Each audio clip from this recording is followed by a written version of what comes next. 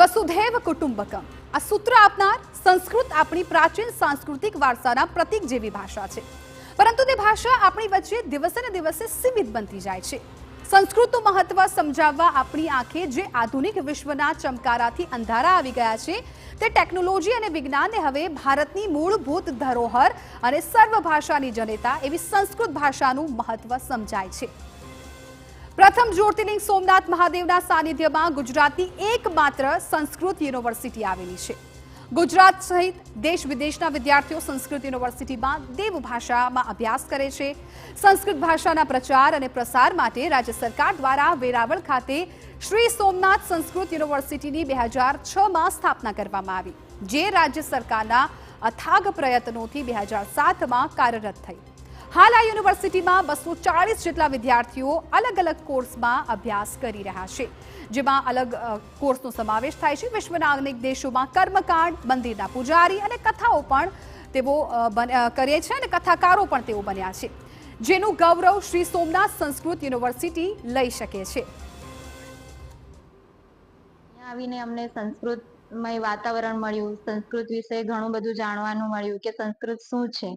પહેલા તો અમને કંઈ ખબર જ નહોતી, પછી ધીમે ધીમે અમને સંસ્કૃત બોલતા શીખવાડ્યું અને સંસ્કૃત માં શું શું નવું છે, જેમ કે સંસ્કૃતમાં ગરબા છે, ગીતો છે અને ઘણું બધું શીખવાનું મળ્યું। આ યુનિવર્સિટીમાં ભણવા માટે ફી પણ ઓછી છે અને જરૂરિયાત અહીંયા બધા જ પ્રકારના પુસ્તકો પણ મળે છે, જેમ કે રામાયણ, મહાભારત બધા જ પ્રકારના ગ્રંથો પ્રાપ્ત થાય છે। I came because I think it's a very beautiful language and it's very old, like the most old from all. It's like mother language of all languages, and it's very interesting for me how it's connected with religion, like Indian philosophy and religion, and how can I understand these topics.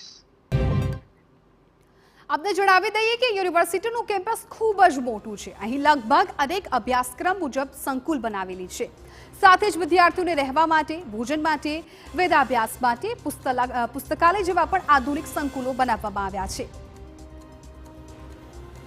University એ ગુજરાતની એકમાત્ર Sanskrit university છે, જે વિશિષ્ટ university છે। સંસ્કૃત ભાષા અને જે શાસ્ત્રોનું સંવર્ધન કરવાનો મુખ્ય હેતુ હોવાના કારણે યુનિવર્સિટી કેમ્પસમાં બીએડ અને એમએમાં વ્યાકરણ, સાહિત્ય, જ્યોતિષ, દર્શન, પુરાણ, વેદ એવા દર્શન એવા અભ્યાસક્રમો ડિપાર્ટમેન્ટમાં ચાલી રહ્યા છે। અહીં માત્ર સંસ્કૃત જ નહીં, પરંતુ વેદ, જ્યોતિષ, દેવપૂજા, કર્મકાંડ સહિત અનેક કોર્સ સાથે પ્રેક્ટિકલ પણ કરાવવામાં આવે છે, જેને કારણે આ યુનિવર્સિટીના અનેક વિદ્યાર્થીઓ વિશ્વના અનેક દેશોમાં કર્મકાંડ, મંદિરના પૂજારી અને કથાકારો પણ બન્યા છે, જેનું ગૌરવ શ્રી સોમનાથ સંસ્કૃત યુનિવર્સિટી લઈ શકે છે। રાજ્ય કે દેશ નહીં પણ વિદેશના લોકો પણ અહીં દેવભાષા સંસ્કૃત સાથે પોતાનું જીવન શિક્ષણ દ્વારા ધન્ય બનાવી રહ્યા છે। संस्कृत भाषा का मुख्य उद्देश्य है संस्कार लाना। समाज में, जीव में, सभी में संस्कार लाना ही संस्कृत भाषा का उद्देश्य है। संस्कृत का मतलब संस्कार। जो संस्कृत भाषा पढ़ते हैं उनका दिनचर्या में, उनका व्यवहार में, उनका भाषा में, उनका चाली चलन में सभी में संस्कार आ जाता है। और संस्कार जब आ जाते तो ये कभी भी अनित्यकारक कार्य नहीं करता है और उसको सब लोग आग्रहपूर्ण दृष्टि में देखते हैं कि ये संस्कृतज्ञ है, ये संस्कृत पढ़ा है, ये कभी भी भूल नहीं कर सकता। इसीलिए संस्कृत को लोग आग्रहपूर्ण दृष्टि में देखते हैं।